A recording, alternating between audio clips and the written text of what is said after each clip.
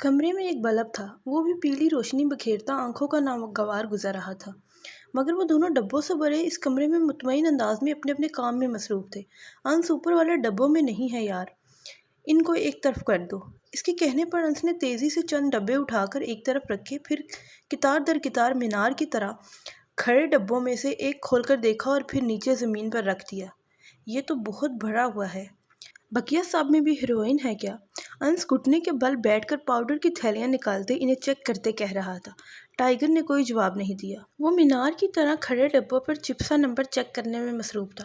پھر 3-4 کارٹن اٹھا کر کمرے کے وسط میں رکھے اور 5واں کارٹن کھولا، جس میں پلاسٹک شیٹ کے اندر پتھر کی صورت کوکین پڑی تھی۔ اس کے چہرے پر بلا کی سنجیدگی طاری تھی۔ نہیں، ساری ہیروئن نہیں ہے، کوکین بھی ہے، مہنگا ترین نشہ۔ اس کی اسمگلنگ سے تو دن دگنی رات چگنی کمائی ہو۔ ٹائیگر کی بات پر ہیروئن کو سونگھتا انس اس کے پاس آ کھڑا ہوا۔ اور یہ سرف کے نیلے پیکٹس والے ڈبوں میں کیا ہے؟ انس نے پوچھا۔ اس میں نشہ آور گولیاں ہیں، جو زیادہ تر کیفیٹیریا میں چائے اور کولڈ ڈرنکس میں ڈال کر اسٹوڈنٹ کو پیش کی جاتی ہیں تاکہ ان کو نشے کا عادی بنایا جا سکے۔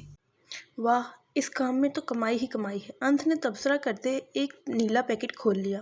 انس، ان کاموں کا وقت نہیں ہے ابھی، تم اپنے یہ تجربے بعد میں کر لینا، پہلے سارے کارٹن باندھو اور انہیں پہنچانے کا کام مکمل کرو، مجھے بھی آدھے گھنٹے کے اندر دن نکلنا ہے۔ ٹائیگر اٹھتے ہوئے بولا، اور ہاں، کوئی غلطی نہ ہو، شک نہ گزرے کسی کو کہ ان ڈبوں میں کیا ہے اور ہم یہاں کس مقصد سے رہ رہے ہیں۔ وہ تنبیہ کرنے والے انداز میں انگلی اٹھا کر بولا، ریلیکس سر، کام ہو جائے گا۔ انس مطمئن تھا۔ آر یو شور؟ جی 100%۔ گڈ۔ ٹائیگر اس کمرے سے نکل کر اب دوسرے میں آ چکا تھا، جہاں چھوٹی سی لکڑی کی الماری اور ایک میٹرس، 2 کرسیاں، ایک بڑی میز جس کے اوپر چھوٹا سا لیمپ پڑا تھا اور ایک باسکٹ میں کافی سارے چارٹس اور مارکرز تھے۔ چلو بھائی، اس کو پھر سے دورہ پڑ گیا۔ پچھلے 5 سال سے ایک ہی جملہ، بھئی اگر اتنا دم ہے تو آئے پکڑے میرا گریبان، گیدڑ کی اولاد۔ ایماز نے سفید A4 سائز کا پیپر مروڑ کر سامنے والی چھوٹی سی خالی روم باسکٹ میں پھینک دیا۔ اس کاغذ پر لال موٹے مارکر سے وہی تحریر تھا جو پچھلے 5 سالوں سے وہ پڑھتا آیا تھا۔ اب تو اسے یہ جملے بھی حفظ ہو چکے تھے۔ میں آ رہا ہوں منہاج ازحاق، اپنے ماں باپ کے خون کا ایک ایک قطرہ تمہارے جسم سے وصول کرنے۔ تمہاری موت۔ وہ اپنے روم میں ڈریسنگ ٹیبل کے سامنے کھڑا ٹائی کی نوٹ لگا رہا تھا جب ڈیک یہ ہاتھ لے کر پہنچا۔ سر، یہ ہاتھ کون پہنچا رہا ہے؟ اس کا پتہ کیسے لگایا جا سکے گا؟ بہت ہی تیز انسان ہے جو کوئی بھی ہے، نہ ہی اس پر سٹیمپ لگا ہے اور نہ ہی کچھ ڈاکیا کچھ بولتا ہے۔ گونگا ڈاکیا ہے، 2-3 بار اسے دھمکا چکا ہوں لیکن کچھ معلوم نہیں ہو سکا۔ ڈیک کو تجسس نے گھیر رکھا تھا، البتہ ایماز اس بلا سے محفوظ تھا۔ پزل، مجھے اس کو سلجھانے میں کوئی دلچسپی نہیں، منہاج نے کفلنگز لگاتے جواب دیا۔ سر، میں سوچ رہا ہوں۔ تم سوچنا بعد میں، پہلے مجھے رپورٹ دو آج کی۔ وہی بتانے آیا تھا سر۔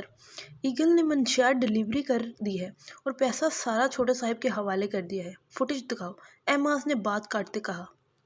یہ دیکھیں۔ ڈیک نے ہاتھ میں پکڑا ٹیب ایماز کی جانب موڑا، جس کی سکرین پر ایگل اور چھوٹا صاحب کیفیٹیریا کے پچھلے کمرے میں بیٹھے تھے۔ چھوٹا صاحب ایک کتھی رنگ کی تھیلی کھولے دیکھ رہا تھا جس میں پاکستانی کرنسی بھری پڑی تھی۔ سنہری نیلے نوٹوں کی گڈیاں تھیں اور ایگل اس کے سامنے سگریٹ سلگائے بیٹھا تھا۔ یہ چھوٹے صاحب کب آئے گا پیمنٹ لے کر؟ جب پیسہ صبح ہی اس کے پاس پہنچ چکا تھا تو ابھی رات تک اسے لے کر آ جانا چاہیے تھا۔ ایماز کی تھیوڑی چڑھ گئی۔ سر، میں نے پہلے ہی کہا تھا ایگل کو سارا کام سونپ دیں، چھوٹے صاحب بہت ڈھیلا بندہ ہے، ڈیک نے ناگواری سے کہا۔ مجھے ایگل پر ابھی تک بھروسہ نہیں ہوا، کچھ تو مشکوک ہے اس میں۔ بندہ اتنا ٹرینڈ بھی کیسے ہو سکتا ہے؟ راتوں رات مال ڈلیور کر دیتا ہے، چھتیں پھیلانگتا پھرتا ہے۔ خیر، اس کا بھی جلد ہی پتہ صاف کرتا ہوں۔ اس نے پرفیوم اسپرے کرتے تفصیلاً ایگل پر تبصرہ کیا۔ سر، مجھے نہیں لگتا، اگر ایسا کچھ ہوتا تو وہ کیوں اتنا مال ڈلیور کرتا اور پیسہ بھی صحیح سلامت چھوٹے صاحب کے حوالے کر دیتا۔ سر، چھوٹے صاحب آ گیا ہے۔ اس سے پہلے کہ ایماز کچھ کہتا، ڈیک اپنا سیل چیک کرتے ہوئے بولا۔ چلو۔ ایماز نے جوتے پہنے اور بیڈ سے کھڑا ہو گیا۔ اس عالی شان کمرے میں ہر چیز اعلیٰ تھی، قیمتی اور نایاب اسٹائلش فرنیچر، شیشے کی سلائڈز لگی وارڈروبس، ہارڈ ووڈ کے فرش پر جا بجا پڑے روئی جیسے میٹ، ہر چیز چمکتی دھمکتی اور سب سے توجہ طلب چھت کی سجاوٹ تھی۔ میں آ رہا تھا پیسہ لے کر، مگر راستے میں ڈاکو وہ سارا پیسہ۔ बड़े से लाउंज में मौजूद कीमती सोफे पर फटे कुर्ते में बेशुमार चोटों से सूजा मुंह लिए छोटे साहिब अटकते हुए खौफजदा लहजे में बेरब्त बोल रहा था। घबराहट और कपकपाहट इसके हर उज़ू से झलक रही थी। डेक ने एमास की जानिब देखा, जिसका चेहरा हर जज्बात से आरी था। ब्लैक डिनर सूट में मलबूस वो बेहद वजीहा दिख रहा था। ईगल कहाँ है? 3-4 मिनट बाद वो यही बोल सका था, सर हम यहाँ हैं। हमको पता था कि आपका शक सीधा हमारे पे ही आ जाएगा। क्या है ना कि हम इस धंधे का पुराना बंदा है और समझता है कि भरोसा करना आसान काम नहीं। तभी छोटे साहिब के साथ ही आ गया। ईगल दाहिनी दरवाजे से होले होले अंदर आता कह रहा था, पैसा किसके पास है ईगल? एमास के तासुरात में अब भी रत्ती बराबर फर्क न आया था। छोटे साहिब के पास। वो भी इत्मीनान से बोला, पैसा तुम्हारे पास है। मिनहाज ने धाड़ते हुए इसे गर्दन से दबोचकर सोफे की पुश्त पर गिरा दिया था। वो इसकी गर्दन दबोचते वहशी हो रहा था। ईगल की आंखें बाहर उबलने को थी, मगर वो कोई मुज़ाहमत नहीं कर रहा था। एमाज ने इसको मुज़ाहमत न करते देखकर झटके से छोड़ दिया था। ईगल खांसने लगा। डेक ने पानी का गिलास ईगल की तरफ बढ़ा दिया, जिसे वो एक ही सांस में चढ़ा चुका था। जान ले ले हमारा, तभी उस्ताद आपको यकीन आएगा कि हम अपने धंधे और आपसे मुखलिस हैं। ईगल ने हाथ की पुश्त से गीले होंठ साफ किए। एमाज ने एक तेज़ निगाह इस पर डाली और दूसरी छोटे साहिब पर, जो अब तक कांप रहा था। फिर रास्ते में पड़ी शीशे की मेज़ को लात रसीद करता निकल गया। इस गुस्से में भी दर्जन गार्ड्स इसके पीछे गाड़ियाँ लेकर निकल चुके थे। गाड़ियों के निकलने की आवाज़ सुनकर डेक सर थामे सोफे पर ही बैठ गया, जबकि ईगल और छोटे साहिब परेशान खड़े थे। रात मीना बरसा और क्या खूब बरसा। शहर कायद को जल थल कर गया, पत्ता पत्ता निखर गया था। नीलम और साइका दोनों ने दादों के साथ फजर अदा की और अब चाय की चुस्कियां ले रही थीं, जब तेज़ हवा के झोंके खिड़कियों से टकराते अजीबोगरीब आवाज़ पैदा कर रहे थे। नीलम इन आवाज़ों पर कपकपाते हुए कानों पर हाथ रख लेती। चिड़िया सा दिल है तुम्हारा तो, साइका ऐसे मौसम में कई बार ये बात इसे कह देती थी। लाल बेग, बारिश के कीड़े, चपकीले हर चीज़ से डर जाती थी वो, यहाँ तक कि तेज़ खड़के की आवाज़ से भी। सुबह 6:30 के वक्त साइका का फ़ोन बजा तो वो दादों से नज़र बचाती चाय का मग उठाए छत पर आ गई, जहाँ फिर से बारिश शुरू हो चुकी थी। मार्च के आखिरी दिनों में बारिश का होना कुछ अजीब न था। कराची के मौसम का एक अनोखा ही शेड्यूल था। अल्लाह ताला कुछ ज़्यादा ही मेहरबान है तुम लोगों पर, वरना इस्लामाबाद में तो एक बूंद नहीं बरसी। हारिस की आवाज़ स्पीकर से आती साइका के कानों में रस घोल रही थी। एक सुहाना मौसम, सुबह का मंजर और महबूब शख्स की धीमी आवाज़। क्या खूब लुत्फ़ था इस लम्हे में। इसका दिल फना होने को चाहा था। तुम आओगी तो इस्लामाबाद का मौसम भी बदल जाएगा, कुछ बारिश के कतरे इधर भी पड़ने लगेंगे। बहुत पसंद है ना तुम्हें बारिश? इसके कुछ ना बोलने पर इसने सवालिया अंदाज में कहते इसे बात करने को उकसाया। जी। वो सर झुकाते मीठी सी मुस्कुराहट से ऐसे ही कह रही थी जैसे वो दायरे गैर में नहीं बल्कि इसके सामने मौजूद है। बहुत हो गई फ़ोन पर बातें, अब जल्दी आए हारिस भाई, ताकि हम आप लोगों की शादी पर भंगड़ा डाल सकें। नीलम न जाने कब आई थी, अब फ़ोन इससे झपट कर शुरू हो चुकी थी। साइका इससे सेल छीनने की कोशिश कर रही थी और वो इसके हाथ झटकती अपनी ही हाँके जा रही थी। किस जालिम का दिल करता है कि अब आपको इंतज़ार करवाने का, बस यहाँ के बखेड़े ख़त्म हों तो आपके जीजा जी फ़ौरन हाजिर होंगे सेहरा बांधने के लिए। वो शोही से बोला, अच्छा जनाब, और मैं पहले ही। साइका ने फ़ोन झपट कर काट दिया। क्या बदतमीज़ी है आपकी, नीलम चिल्लाई। साइका सुनी अनसुनी करती आखिरी सीढ़ी भी पार करती छत पर पहुंच चुकी थी। पानी की बूंदें इसे भिगोने लगी। नीलम ने भी इसकी तलकीद की। आप ही हारिस भाई कब आएंगे? आप बहुत मिस करती हैं ना हारिस भाई को? नीलम ने पूछा। हाँ। साइका ने दोनों हाथों से माथे पर चिपके गीले बाल हटाए। हारिस भाई कितने अच्छे हैं, कितनी मोहब्बत करते हैं आपसे। नीलम ने शोही से इससे चुटकी काटी। मैं भी तो करती हूँ उनसे मोहब्बत, साइका ने मुस्कुराते हुए कहा। उफ, ये मोहब्बत हमारे गले कब पड़ेगी। सर्द आह भरते वो छत के वस्त में घोल घूम गई। सफ़ेद रंग की फ्राक और सफ़ेद ही दुपट्टे पजामे में वो कोई परियों के देश की भटकी हुई लग रही थी। पानी के कतरे इसकी सुनहरी धमकती रंगत को और निखार बख्श रहे थे। होंठों का रंग सुर्खी माइल हो चुका था। पागल, साइका बड़बड़ाई। बाबा उठने वाले होंगे, मैंने नाश्ता नहीं बनाया। नीलम चलो नीचे। साइका जल्दी से सीढ़ियों के पास आकर जूती पाँव में रास्ते बोली। हम अभी नहीं आ रहे। दूसरी जानिब वो बारिश में कतरा कतरा पिघलती बंद आंखें आसमान की तरफ उठाए किसी और ही देश में पहुंच चुकी थी। ठक ठक की आवाज़ पर इसने चौंक कर आंखें खोल दी। دیوار کے پار جھانکا تو دل جو گلیشیئر کی دیوار کی طرح کھڑا تھا، آج قطرہ قطرہ پگھلتا پانی بھر کے دریا کنار میں جا گرا۔ ٹائیگر وائٹ بنیان اور بلیک ٹراؤزر جس کے سائڈ پر لمبی لمبی سفید پٹیاں لگی تھیں پہنے بارش میں مکمل بھیگ چکا تھا۔ سیمنٹ کی چھت پر ننگے پیر ہاتھوں میں لال پکی اینٹیں اٹھاتا وہ ایک کونے میں جمع کر رہا تھا۔ چھت پر پڑی لکڑیوں کو اپنے مضبوط شانوں پر ڈالتے برآمدے میں رکھنے لگا۔ وہ بہت مصروف دکھائی دے رہا تھا، بال بھیگ کر مکمل ماتھے پر چپکے پڑے تھے۔ کسرتی بدن سفید بنیان سے صاف جھانک رہا تھا۔ اب بھی چند بچی اینٹیں اٹھاتے یک لخت اس نے اوپر کی جانب دیکھا جہاں وہ اپسرا کھڑی تھی۔ اس کی نظریں اتنے فاصلے پر بھی مقابل سے ٹکرا گئی تھیں، تیز ہوائیں چلتی جیسے ان کے گرد حصار قائم کرنے لگیں۔ اس کا سفید آنچل اڑتا ہوا چھت کی دیوار سے جھانکنے لگا تھا۔ وہ سانس روکے اسے دیکھ رہی تھی۔ پوری کائنات جیسے کہیں پس منظر میں جا چکی تھی۔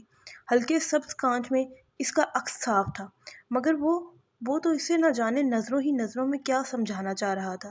چبھتی ہوئی خبردار کرتی ہوئی نظر تھی اس کی، مگر وہ سبز کانچ تو گویا اس کی ہر تنبیہہ سے صرف نظر کرنے کو تیار تھے۔ وہ سر جھٹک چکا تھا، شاید تھک گیا تھا ان نظروں سے۔ طلسم ٹوٹ گیا، وہ سحر سے آزاد ہو چکی تھی۔ ساحر جانے کو مڑ رہا تھا، حسن کی دیوی اس کے رک جانے کی تمنائی کھڑی تھی۔ بارش ان کے تماشے پر زور و شور سے برس رہی تھی۔ عجب سماں تھا، کیا جلن تھی ان سبز آنکھوں میں۔ اسے مڑتا دیکھ کر ایسے لگ رہا تھا کہ بارش کے قطرے آگ کے گولے بن گئے ہیں۔ کائنات ہل گئی تھی، سب پلٹ گیا تھا، وہ چلا گیا۔ ایسے ہی دونوں ہاتھوں میں ایک ایک اینٹ اٹھائے زینہ نیچے اترنے لگا۔ وہ دیکھ رہی تھی، یہاں تک کہ اس کی پرچھائی تک کہیں گم ہو گئی۔ نیلم آ جاؤ، ناشتہ کر لو، گرم گرم آلو کے پراٹھے بنائے ہیں میں نے، سائیکا شاید نیچے سیڑھی پر کھڑی چلاتے ہوئے کہہ رہی تھی۔ کیا ہو گیا ہمیں، اداس کیوں ہو رہے ہیں ہم، اور بلیک بیئر کو کیوں اتنا سوچ رہے ہیں ہم؟ وہ خود سے الجھتی اپنی کیفیت پر سخت جھنجھلائی اور بیزار سی نیچے جانے لگی۔ بارش کی بوندیں محبت کی ایک نئی داستان رقم کرنے میں شاید کامیاب ٹھہری۔ ایک نئی داستان، ایک نئی کہانی، ایک اور محبت، ایک منفرد سا جذبہ۔ وقت کی تہوں میں لپٹی داستانوں کے انجام سے نہ ڈر، ہر خوف دہشت سے آزاد، بس ابتدا کے منتظر، انجام سے بے خبر، پہچان سے انجان، آشنائی کے تمنائی، محبت یا جدائی۔ ٹھنڈی ہوا کے سرد جھونکے ایماز پلازا کی اوپری منزل پر کھڑے منہاج ازاگ کے جسم سے ٹکرا رہے تھے۔ وہ ایک ٹرانس کی کیفیت میں دونوں بازو کیے بارش کی بوندوں کو اپنے کشادہ سینے پر گرتا محسوس کر رہا تھا، مگر یہ بارش کے قطرے ماضی کی یادوں کو لپیٹ اب آگ کی چھوٹی چھوٹی گیندیں بن کر اس کے سینے پر پڑ رہے تھے۔ وہ کیا کھو گیا تھا ماضی میں 13 سال پہلے کے منظر میں۔ یہ منظر ہے سعودیہ کے شہر جدہ کا، جہاں تقریباً 4 ملین عوام بستی ہے۔ یہاں بسنے والی 4 ملین آبادی میں وہ بھی اور اس کا چھوٹا سا خاندان بھی آباد تھا۔ کھلے صحن تلے بارش کا سلسلہ رک جانے کے بعد ہلکی ہلکی پھوار برس رہی تھی۔ جدہ میں پسند کی جانے والی زعفران کی چائے سے لطف اندوز ہوتے 16 سالہ لڑکی شوخ آواز میں بولی، ابو بھائی ہمیں شعر سنائیں گے، تب ہی چائے کا مزہ دوبالا ہوگا۔ کیوں امی؟ اس نے چھوٹے چھوٹے موڑوں پر بیٹھے اپنے والدین سے کہا۔ جی ضرور، چلیے صاحبزادے کچھ سنائیں۔ اس کی عربی شاعری کی ڈائری جب سے ان کے ہاتھ لگی تھی وہ کوئی موقع جانے نہیں دیتے تھے۔ ابو گیلے لباس اور تر بالوں کے ساتھ 17 سال کا وہ نوجوان احتجاج کرنے لگا۔ بھائی سنا رہے ہیں کہ ہم آپ کی ڈائری لے کر آئیں، چھوٹی لڑکی نے دھمکایا۔ ابو آپ دیکھ رہے ہیں کائنات کو، وہ شکایت کرنے لگا۔ تم بھی سنا دو، کیوں تنگ کر رہے ہو؟ امی کے کہنے پر اس نے کھا جانے والی نظروں سے بہن کو گھورا۔ مجھے تم سے محبت ہے اور میں گم ہو جاتا ہوں ان آنکھوں کے رنگوں میں، پھر میں اپنے آپ کو تمہارے فریبی آنکھوں میں پا کر تم سے نفرت محسوس کرنے لگتا ہوں۔ چیٹنگ چیٹنگ، محبت بارش والے سنائے نا، یہ دھوکے والے سنا کر بیوقوف بنا رہے ہیں ہمیں، وہ چلائی۔ میں ایسے ہی شعر لکھتا ہوں، محبت والے، تم سنا دو، وہ جل کر بولا۔ اچھا تو عرض کیا ہے، اس نے گلابی اور سفید ڈائری کھولتے کہا۔ منہاج کے ہاتھ میں پکڑی چائے کی پیالی لرز گئی۔ کائنات کی بچی، میری ڈائری واپس کرو۔ کائنات، میں چھوڑوں گا نہیں تمہیں، کائنات، وہ اس کے پیچھے بھاگتا چلا رہا تھا۔ وہ ڈائری لیے اس کی ورق گردانی کرتی اونچی اونچی عربی زبان میں لکھے شعر پڑھ رہی تھی، ساتھ ساتھ اس سے بچنے کو بھاگ بھی رہی تھی۔ جدہ شہر میں موجود اس گھر میں قہقہے بلند ہونے لگے۔ بھائی، کائنات، کائنات، وہ آنکھیں کھولتے چلایا، ماتھا صاف کیا۔ آس پاس کوئی نہیں تھا، وہ تنہا تھا، اکیلا۔ اس کا جسم ہولے ہولے لرزنے لگا۔ میں جو کہتا تھا کہ میں دھوکہ نہیں کھا سکتا، کتنی آسانی سے فریب کھا گیا، وہ بھی ایک عورت سے۔ وہ تلخ سوچوں کے گرد اب پھنستا چلا گیا۔ ہوا اس کے گرد حصار باندھتی اس کے ٹوٹے وجود پر سوال داغ رہی تھی۔ وہ مجھ سے پوچھ رہا تھا، بتاؤ کیسا لگا؟ تم اگلے زخم چھوڑو، یہ بتاؤ گھاؤ کیسا لگا؟ عجب سوال کیا آندھیوں نے پتوں سے، شجر سے ٹوٹ کر، بتاؤ کیسا لگا؟